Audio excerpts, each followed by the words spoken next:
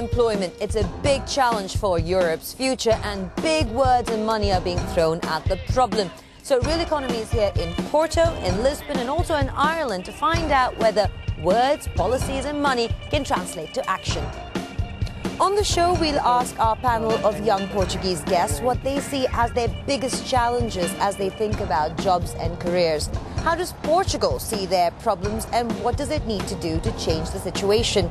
We'll also head over to Ireland, which is experimenting with new ways to get young people back on their feet to give them and their countries a future. 34.5% of young Portuguese are out of a job. Now, the number is not as bad as in Spain, but it is one of the worst in a Europe that's struggling to figure out its policies towards the young. So what are the challenges facing Portugal and what is the country going to do about it? Gianni Maggi finds out.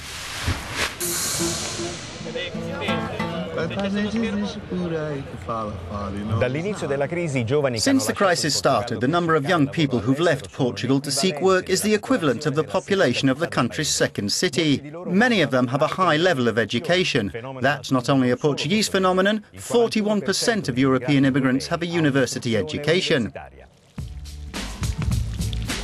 Young people who return after a stay abroad are aware that they have to create their own opportunities. It's still a feeble labour market.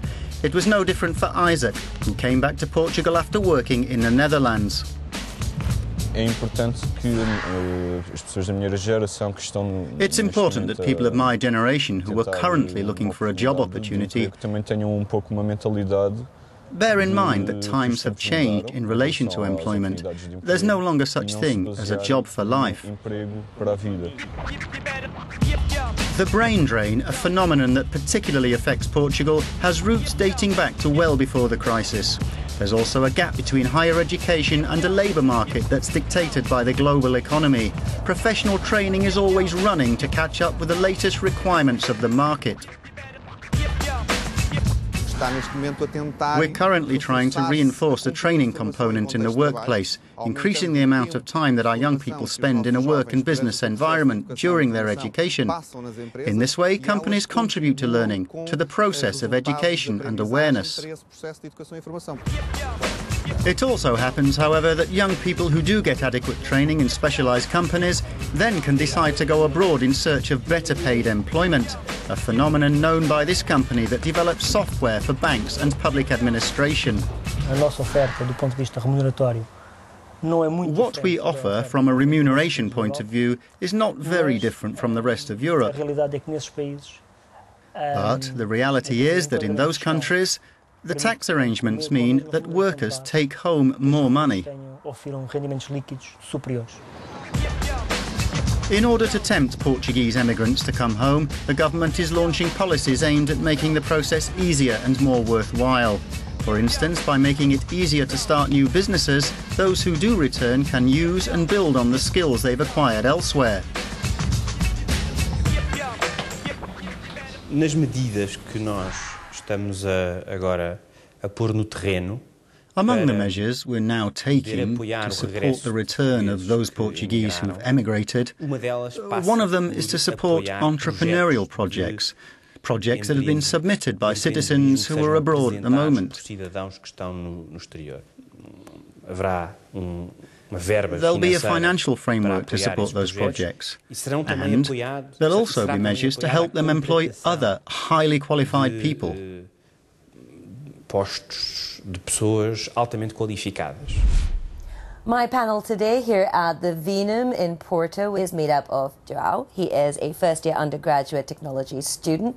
Sophia and Miguel, who are both master's students of biochemistry. What's the biggest challenges for you guys when you think about long-term jobs, careers? I think the biggest challenge is the place and what will I do. And the biggest challenge is to choose what exactly do I want. I'm in a course where I can follow different things to do in the future. I believe it is stability. Especially, I plan on working on research, and that's even more vulnerable. I mean, there's no work contract. Sometimes you just get the scholarship for 6 months, maybe for a year, and you have to apply all over again. At this time, it's difficult to have a work, and I would like to stay, but if I had to go, then I will think about it. Let's talk about policies that are being put in place to try and get young people back into jobs. Do you know about them? Do you think they work? I know one that it's called Youth on the Move, that is funded by the European Committee, and it aims to give students a first work opportunity in lots of companies. And many universities make deals with companies to give that opportunity. The only policies that I know that enhance our aptitude for job is Erasmus, but that's an educational program, not exactly a government policy for getting us work. I don't know if there are something that governments are doing for us. I don't know where to look, where I'm going to look that information. It's interesting you say that because it's a big fat phrase, all right, the youth guarantee. So what does it really mean? Here's a crash course.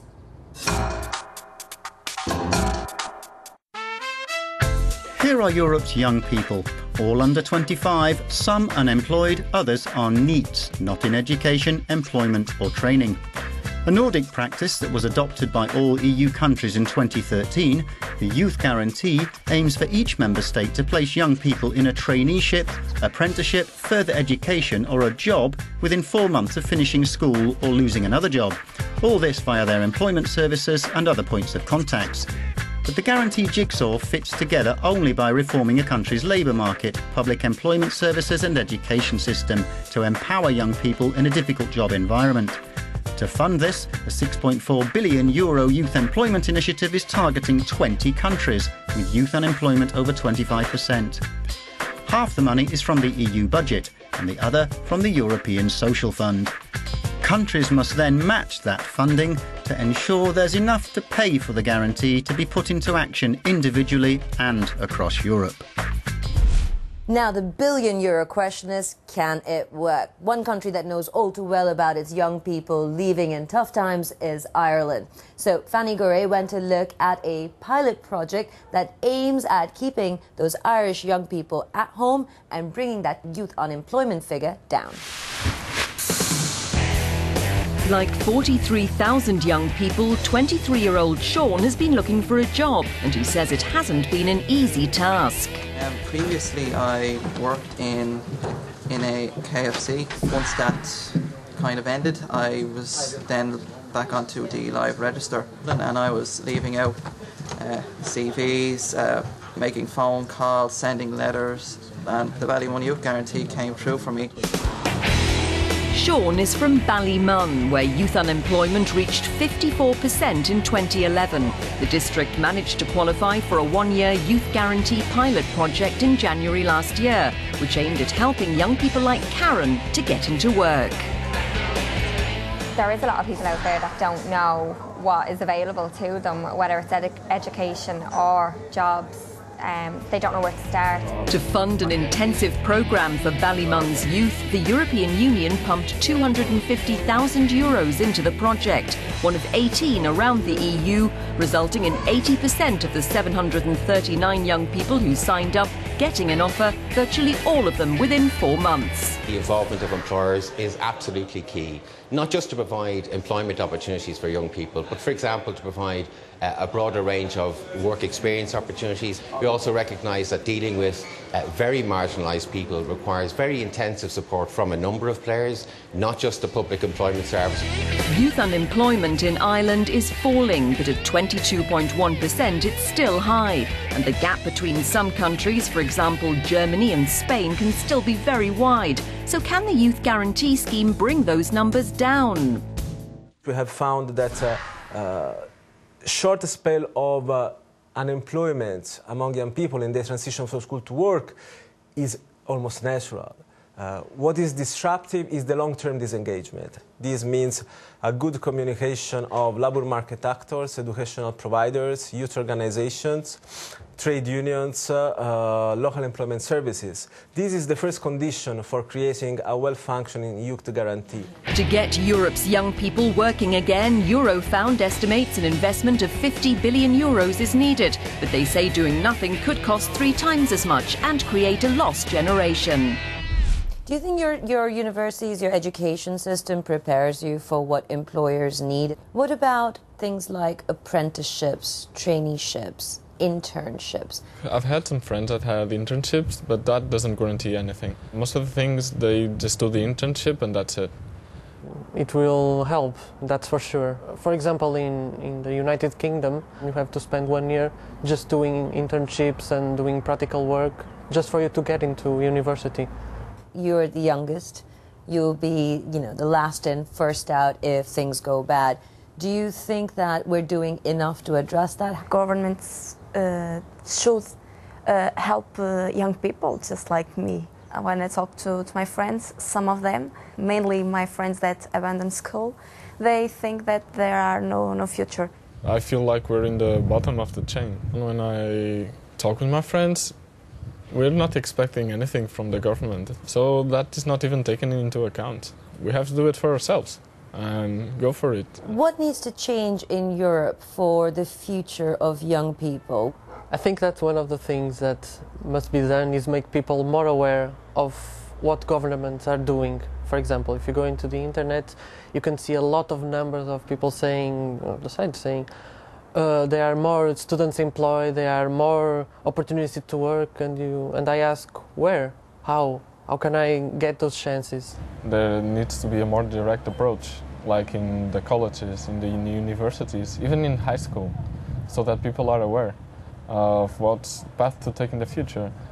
Technology and biochemistry and health evolve in a way that we can do a lot of things and create more jobs, more opportunities for young people. Yes, I should that government should invest in us. Guys, it's been an absolute pleasure talking to you, so thank you for your time and thank you for watching. Goodbye.